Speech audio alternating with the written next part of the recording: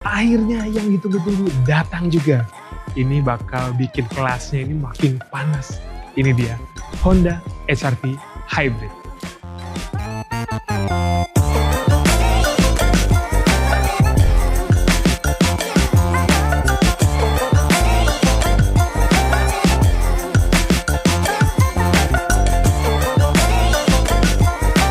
Yes, sekarang udah nggak ada lagi turbo-turboan ya. Sekarang semuanya diganti sama yang e-HEV, tapi ada juga yang varian bensin. Jadi sekedar info juga teman-teman, Honda HR-V ini sekarang hadir dalam 5 varian. Untuk yang non-hybridnya itu ada tipe E dan E+, sementara yang untuk hybridnya itu ada 3. Ada yang e-HEV, lalu di level menengahnya ada e-HEV yang modulo, dan yang paling tingginya ini adalah RS e-HEV. Dan ini sekaligus pengganti untuk RS yang sebelumnya dia pakai mesin turbo ya.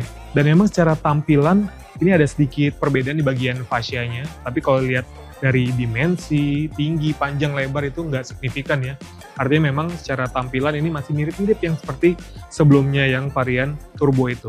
Dan ini varian RS, udah ada emblem RS di sini. Dan biasanya kalau mobil-mobil yang varian RS itu dia ada seperti ini ya. Ini ikonik banget sih.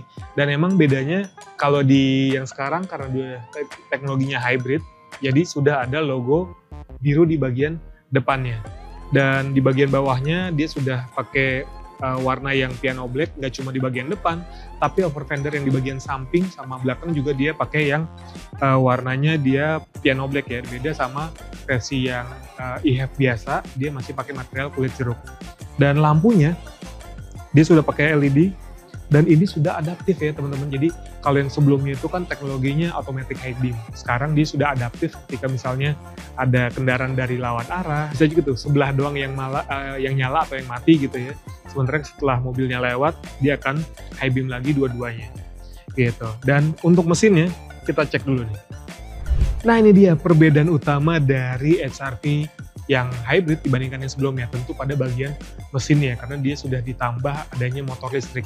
Jadi untuk mesinnya sendiri dia pakai mesin 1500 cc, dia itu untuk tenaga mesinnya di sekitar 106 PS dengan torsi 127 Nm. Sementara untuk motor listriknya itu ada di 131 PS dan torsi 253 Nm. Jadi memang secara tenaga dan torsi si motor listriknya itu lebih besar, karena memang kalau Honda menyebutnya electric first ya. Jadi memang yang diutamakan itu adalah motor listriknya, sehingga ketika misalnya dalam keadaan baru jalan atau di stop and go, itu yang bekerja itu si motor listriknya. Jadi ya secara efisiensi harusnya jauh lebih baik dibandingkan yang versi sebelumnya.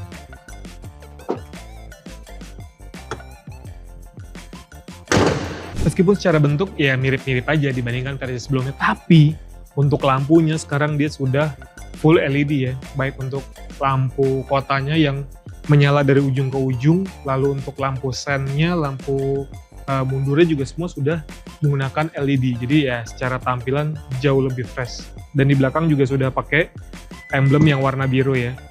Power tailgate untuk bukanya dan aksesnya bisa dilihat, ini bagasinya cukup besar ya. Cuma emang di sini dia nggak ada spare tire ya. Di sini cuma ada kompartemen aja tambahan. Terus juga untuk joknya kalau dia mau dilipat bisa rata lantai dengan konfigurasi di 60 dan 40 di sisi kanannya. Tapi emang ya sekarang belum adanya juga. Penutup untuk bagasinya belum ada juga, tonneau covernya. Nanti kali ya, generasi berikutnya kali ya.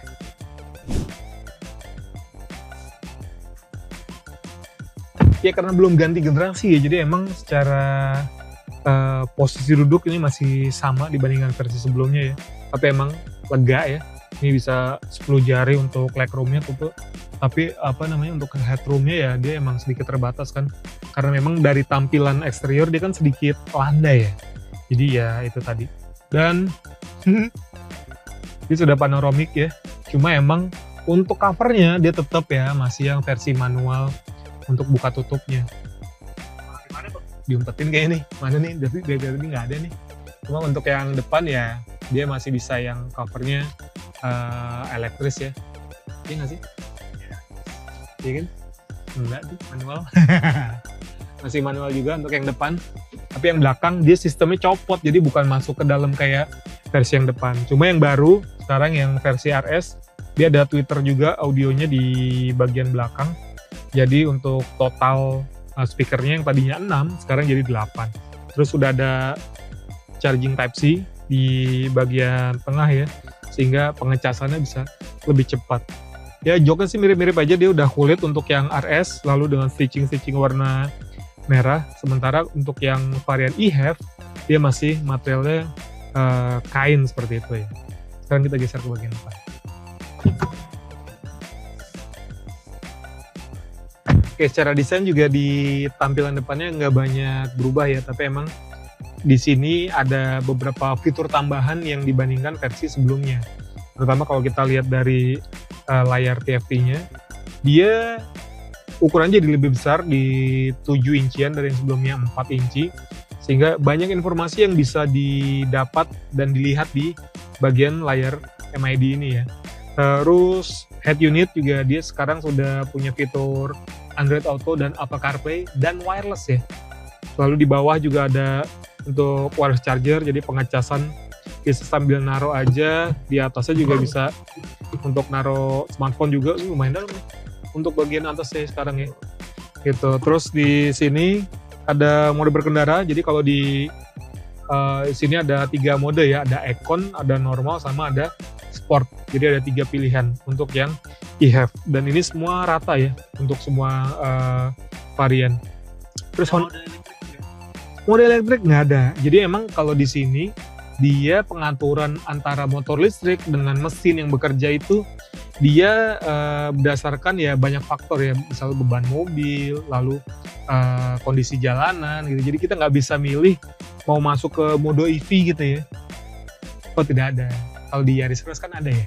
Toyota Yaris Cross dia ada mode EV, meskipun juga mode itu nggak bisa lama-lama, tergantung dengan kapasitas baterainya gitu. Terus di sini parking brake sudah elektrik, lengkap dengan brake hold-nya.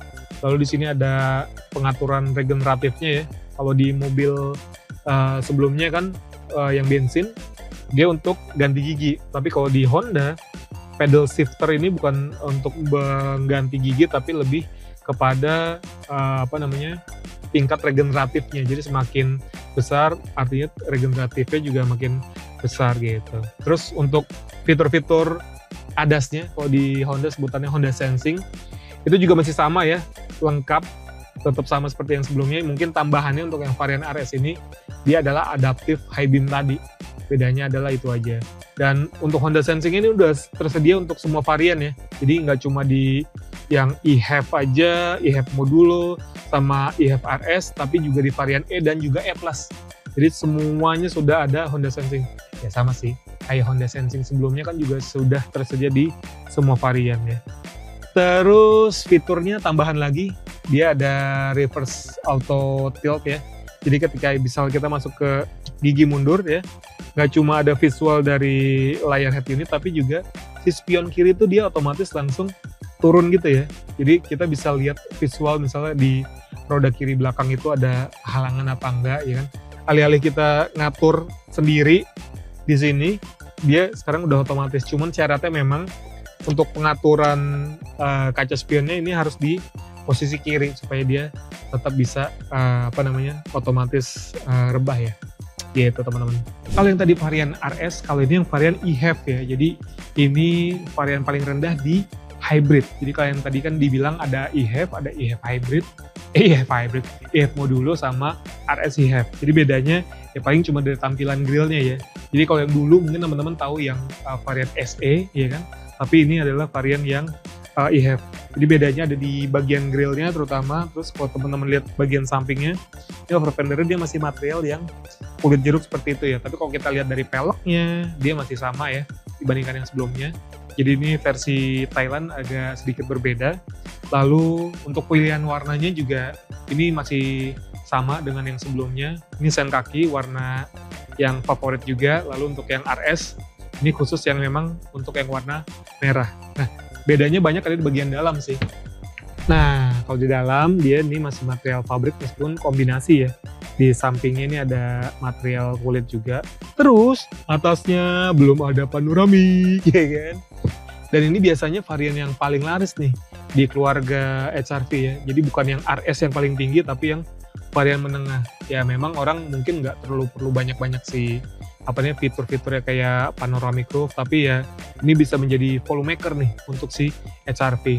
Kalau dari tampilan-tampilan gini dan fitur-fiturnya mungkin masih mirip-mirip aja, paling aksen-aksen yang kayak gini, di sana warna merah, ini warnanya silver gitu kan. Terus kalau mode-modenya ini juga masih sama, ada 3 mode berkendara, AC-nya pun masih sama ya, digital ya, meskipun dia belum dual zone tapi sudah climate control. Ini juga ada Type C juga di bagian depan, ada Type A juga. Dan kalau untuk MID-nya juga dia sama persis dengan varian yang si RS. Jadi ya kalau dari segi fitur segala macam mungkin sama aja. Tapi bedanya paling ini masih manual. Yang elektrik cuma di RS doang. Itu pun hanya untuk pengemudi.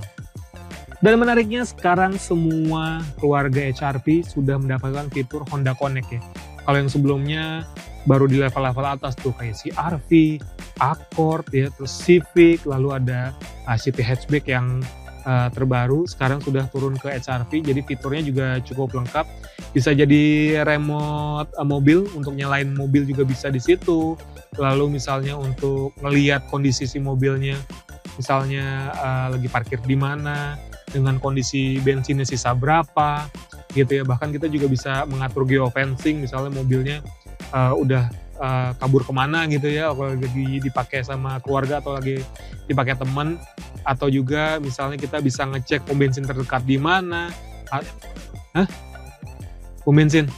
Ya pasti ya, yang merah-merah kan, yang Pertamina ya pasti lebih banyak gitu kan. Udah gitu juga kalau misalnya kita speed alert, nah misalnya kalau lagi dipakai sama anak, kita set kecepatan 100 misalnya, tapi dia jalannya lebih dari 100 km per jam, itu akan notifikasinya datang ke kita gitu. Jadi ya secara fitur itu ngebantu banget sih si Honda Connect itu. Yes teman-teman, itu dia review dari Honda HR-V eHev ya. Jadi sekali lagi HR-V ini nanti bakal hadir dalam 5 varian, 2 yang varian non-hybrid dan 3 yang varian hybrid. Jadi emang di kelas small SUV ini bakal lebih ramai lagi ya. Kalau yang sebelumnya memang sudah ramai, kedatangan HR-V hybrid tentu akan meramaikan dan memanaskan kelas small SUV. Dan dari sisi harga memang sampai saat ini, waktu saya bikin review ini kan belum launching nih, jadi belum di info ya, tapi sekedar gambaran aja. HR-V RS yang sekarang ini harganya sudah mencapai 551 juta.